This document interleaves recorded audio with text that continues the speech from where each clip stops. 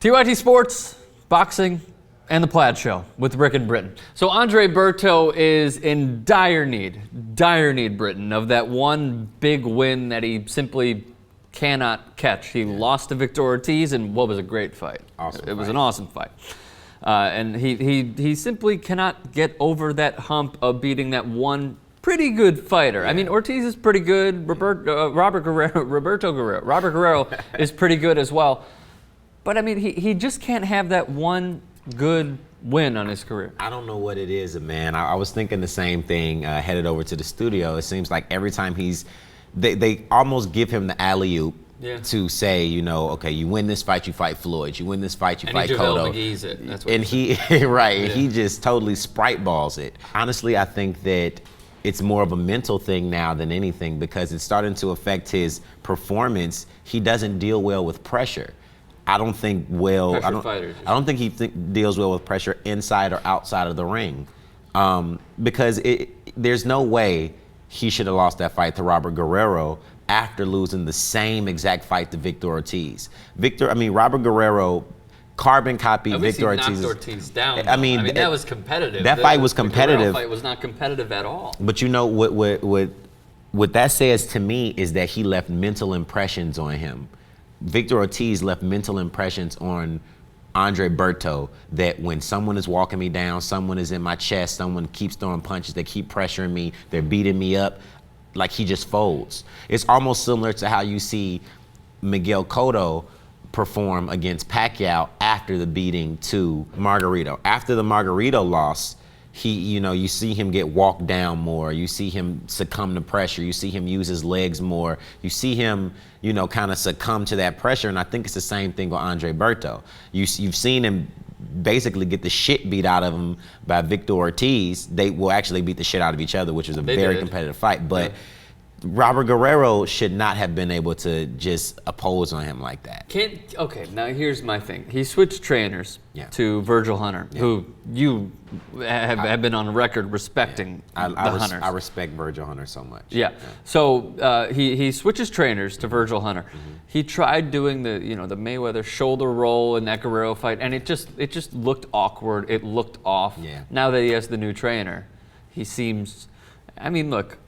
Everyone's going to say it. Everyone's going to say it with a new trainer, a new training camp, 7 weeks of hard training.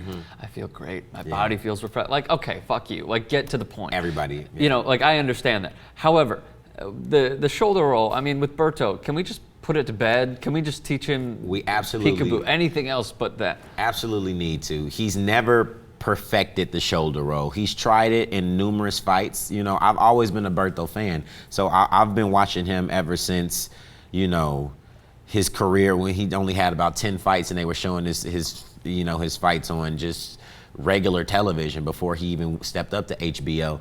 And he's tried the shoulder roll on numerous occasions and will always revert back to the traditional defensive style because it wasn't working for him. So I don't know why he thought that it would be a good idea to use that particular defensive style, which is foreign to him, in a fight where someone is just beating the shit out of him. So what would be the best style for him defensively? The best style for him defensively is to use his legs more so than trying to bob and weave. You don't so much see Manny Pacquiao. You don't so much see him standing in front of guys. You're seeing him bobbing and weaving with the constant movement. And I think that if Berto can develop a style now where he's fighting behind the jab and he's using his legs, he's not a very jabby fighter, but he has an amazing jab though.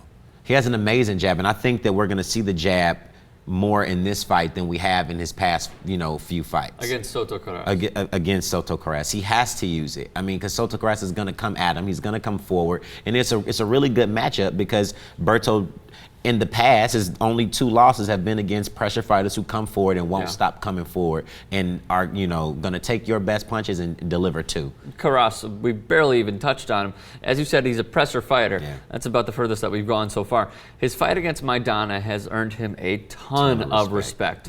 And those are the kind of guys, look, Maidana's a harder puncher than Victor Ortiz and Robert Guerrero. Yeah, Karass took that fight. And he took it to him at times. Robert Garcia Mixing up the Roberts and the Robertos. I apologize, everybody.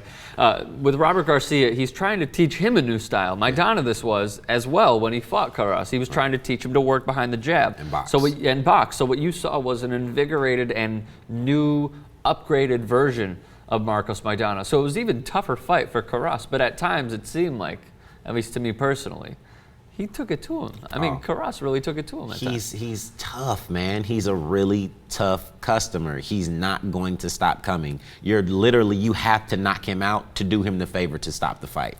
So he's 27-8-3. His record does him zero justice. He has 17 knockouts. That also does him zero justice. However, he has won 3 of his last 4. Mm-hmm. He beat Aydin, who Robert Guerrero also beat, and he simply wants that world title shot. So is this going to happen to Andre Berto on Saturday night? See him getting stalked the way he did in this fight against Robert Guerrero? Here's my take on it. Look at his fucking cheeks. His face looks grotesque. Look at his eyes, man. Yeah, that's disgusting. My mother would literally climb in the ring and begin to beat the shit out of whoever did that to me if that ever happened to me in a prize fight. Cow testicles that were inserted below his eyes. Yeah. They're just puffed out, man. Yeah, that looks terrible. So is that going to happen? I don't think so. I think that Soto Karass is too flat-footed. They know what he's going to do, and I think that they know what they're getting themselves into. I think that with both the Victor Ortiz and the Robert Guerrero fight, Andre Berto, I don't think he took them seriously. I think because, he was undefeated when he fought Victor Ortiz. He was like, this is going to be easy work for me. I'm going to fight Floyd. That's going to be my opportunity. He didn't think Robert Guerrero jumping up from a weight class was going to be able to give him any competition. He thought he was going to be the bigger man. They know that this guy is of size. Yeah. They know that he's a pressure fighter. They know that he's of quality competition, and they know what he's going to do. He's not going to box. He's not going to come behind a jab. He's not going to, float around the ring. He's coming to fight you. He's coming to beat the shit out of you, Andre Berto, and I think that he understands that. Honestly, I'm rooting for Berto because I want to see him get the one title shot that I think many of his fans, granted does not seem like there's many of them anymore, that he has been just striving to get. I'd love to see what he can do in that one big fight. Yeah. However, against Karass, I don't say he gets knocked out. I say he loses by decision. Okay, you can disagree. It's totally fine. San Antonio, Texas, Saturday night on Showtime. Leave a thought in the comments on who you think is going to win as well. And if you enjoyed this plaid-like conversation, it's the 70s today. Give us a thumbs up and subscribe to TYTSports.